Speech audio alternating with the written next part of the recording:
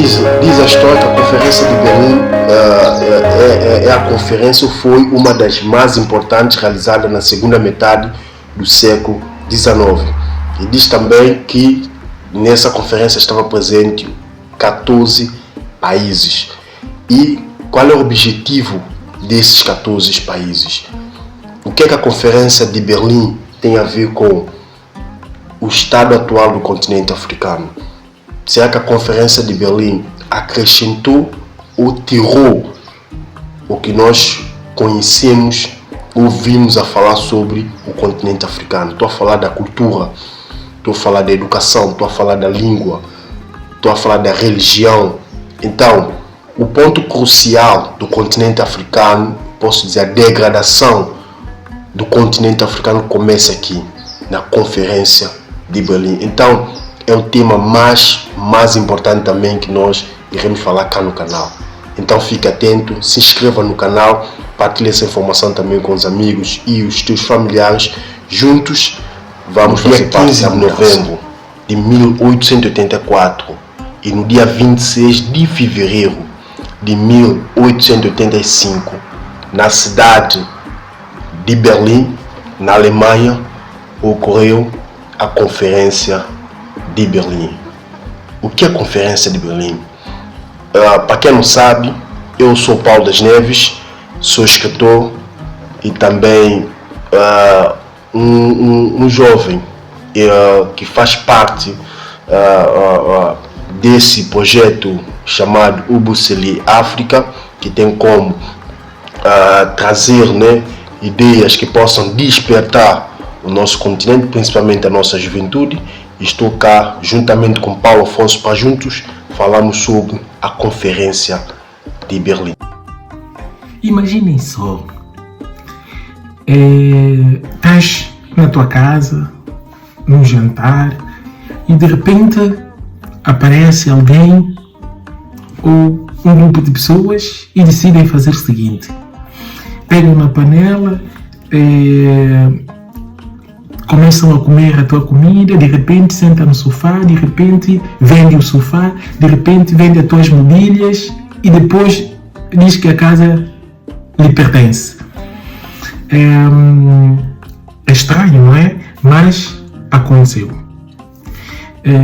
Isto aconteceu não com a casa, mas com a África toda, o continente todo. Ou seja, no passado, estamos a falar agora da Conferência de Berlim. A Conferência de Berlim, esta conferência que realizou entre 19 e 20 de novembro de 1884 e estendeu até o 26 de fevereiro de 1885. Conferência esta que aconteceu em Alemanha, Berlim. Vamos então entender qual foi a motivação que estava por detrás dessa conferência e por que hoje nós estamos a falar de uma conferência que realizou fora da África, que a partida vamos dizer que não tem nada a ver conosco, mas tem esta conferência que nós vamos hoje falar. Bem, mas antes de entender esta conferência, é preciso nós entendermos o que é imperialismo ou neocolonialismo. O que é isso de neocolonialismo? É predomínio econômico, político, cultural de um país desenvolvido para um país menos desenvolvido ou subdesenvolvido. Bem, isto aconteceu. Agora vamos entender as motivações que estavam por detrás disso. Vamos dividir isso em dois blocos, ou seja, capa branca, capa negra.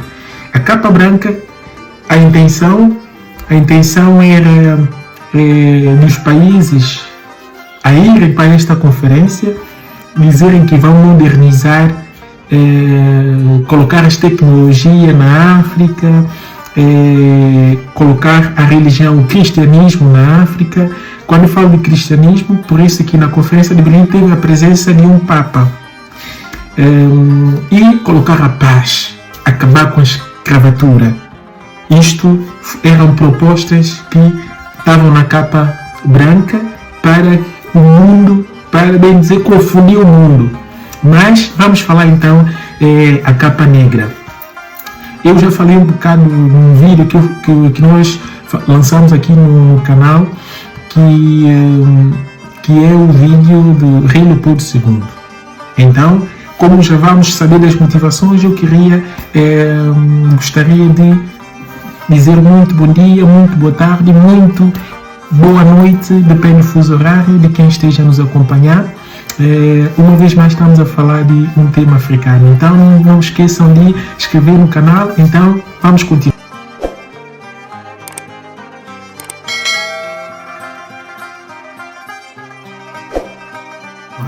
Bem, a motivação real que estava na base da realização da Conferência de Berlim é a seguinte. São as seguintes, porque são várias. Uma das primeiras é para evitar conflito entre os países, dito países desenvolvidos. Sabemos que era numa época de revolução industrial, então os países começaram a dizer: onde que eu vou buscar as matérias-primas e mão de obra? Começaram a pensar onde que vão fazer isso. E lembraram-se da África. Então, essa fuga, essa velocidade para obtenção de recursos materiais na África, matéria-prima e mão de obra, eles começaram a invadir vários territórios da África. E, para evitar uma primeira guerra mundial, Portugal começa o primeiro a ter uma ideia de... ele fez um mapa cor-de-rosa porque queria fazer uma ligação de Moçambique, Angola, Moçambique, ter só uma ligação. E tinha lá o território de Inglaterra dentro. Então, tudo isso também ia criar um conflito. Mas não era só isso. O que acontece? No território também tinha uma zona estratégica, uma zona estratégica que está no centro da África, chamada Congo. Já falamos aqui um bocado sobre o Congo, que está no centro da África, o coração da África, que concentrou muita riqueza, tinha lá outros conflitos. E era tanto interesse nessas regiões que o chanceler Otto von Bismarck disse: para evitar esse conflito é melhor nos reunirmos e decidir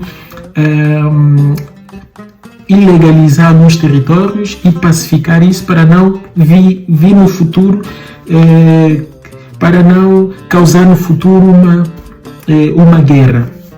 E seria de facto a Primeira Guerra Mundial. Mas nós já vamos entender se essa solução evitou a Primeira Guerra Mundial ou não.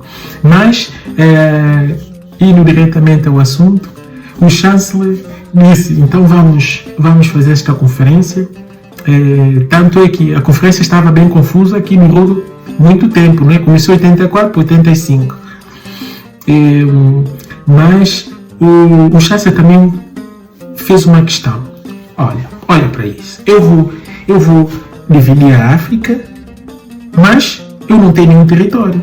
Porque quem tinha território lá era a França, Inglaterra, Espanha, Portugal, entre outros lá que tinham território, mas eu não tenho território.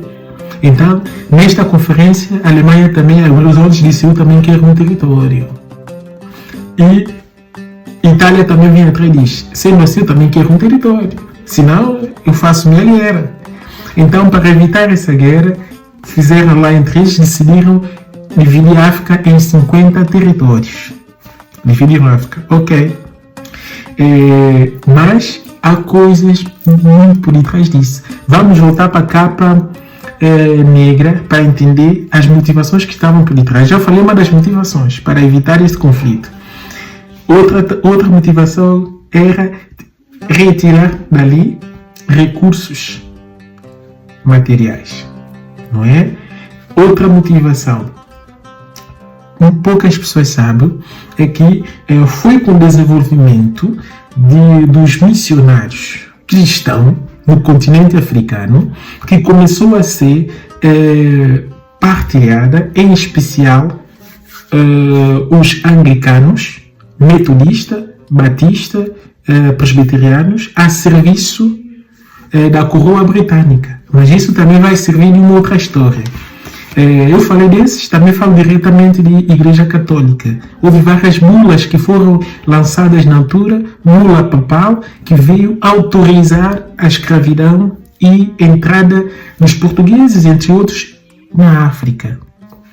Então, mas esse é outro conteúdo. Então, sentaram esses países todos, no total foram 14, 15 países, mas os 7 aqui deram a vista, os 7 aqui sentaram com uma régua, os quadros, não sei qual material eles utilizaram na altura, mas que dividiram bem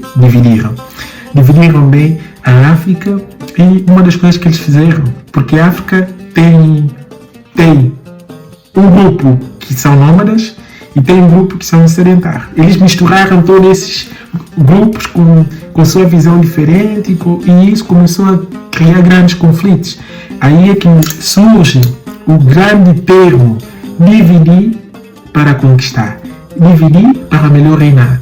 Então começaram a fazer os nossos irmãos lutarem entre eles para eles conseguirem reinar, tirar o inimigo entre um e outro, e assim foi.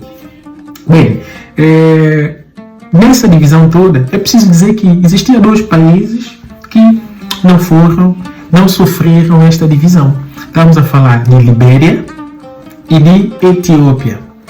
Libéria, até eu tenho uma história engraçada. Não vamos conseguir hoje contar toda a história, mas Libéria foram escravos que foram libertos, uma experiência que Estados Unidos fez, libertos e foram para Libéria.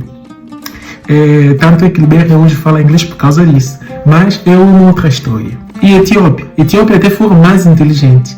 Etiópia colocou os italianos em fuga, expulsaram os italianos de uma forma inteligente, que vamos deixar essa ideia para o futuro. Ficamos a dever um vídeo sobre Etiópia. Bem, então, eles dividiram, depois eu vou apresentar aqui para vocês verem o mapa da África, como tornou depois desta conferência, onde a parte laranja é de França, onde a parte azul é dos ingleses, onde cor-de-rosa é Portugal, vermelho é Alemanha, verde Bélgica, Espanha e Itália ficam com Rússia, por aí fora. Mas nós não vamos conseguir cingir em tudo isso hoje. Vou deixar o link no canal para vocês terem visão, ver como é que depois dessa conferência a África se tornou. Bem, o que eu quero também aqui só para vos passar é que tinha um rio que gerou muita discussão também nesta conferência, que é o rio Zaire, o rio do Congo. Este rio que foi um dos assuntos, porque a conferência de Berlim não veio dividir, porque o continente já estava dividido, porque aqueles países já começaram a entrar na África, principalmente Portugal, desde o século XV. Já tinham esse território, já faziam nas suas... Nós já falamos isso também no vídeo passado. Então a conferência só veio formalizar, e alguns países que ainda não tinham território começaram a ter território nesta conferência, mas não veio dividir. A conferência só veio tratar deste rio, fazer rotas de comércio, organizar essas rotas de comércio para evitar conflitos, porque há quem assumiu uma rota e dizia que, olha, você não passa daqui, porque aqui é meu. Então, para facilitar nesse processo de comércio, essas rotações todas, então a conferência surgiu também para legalizar este comércio para todos os países que participaram nesta conferência. Bem, de uma forma geral, nós vamos entender que os africanos, né, viram suas casas serem divididas. A conferência se realizou, mas não havia lá a presença de nenhum líder, nenhum rei africano que existia na altura, porque a ideia que pensam da África e que transmitiram para lá fora é que era um continente que não tinha civilização, um continente sem rumo, sem era, sem beira. Então, nessa ideia que eles tinham de vir colonizar a África e tudo isso, é que estava na base também para que isso acontecesse. Uma das coisas que é preciso citar aqui, Egito também tem um caso especial, e nós já falamos, então por isso eu não repeti este assunto, mas Egito não conseguiu sofrer tanto como outras regiões da África que, com o impacto da religião e políticas estrangeiras nesse processo de neocolonização, sofreram mais. E há um dos pontos que eu quero citar aqui, é que quando a África do Sul começa a tornar-se independente, em 1910, quando começa essa movimentação, de lá para frente, era só independência atrás de independência. As ex-colônias começaram a abrir os olhos e a buscar a sua independência. Mas há territórios que até o dia de hoje já não conseguiram pedir independência, porque começou em 1910 e veio até 1975, 76 para frente, começou a ter esse processo de independência, mas há territórios que até os dias de hoje não conseguiu se livrar. Eu cito alguns. Eu cito como a ilha de Reunião da França. Eu também cito a ilha Canárias e Celtas da Espanha e Ilha da Madeira, que é de Portugal. Eu falo baixo para que as pessoas, eu vou falar baixinho para que as pessoas não escutam.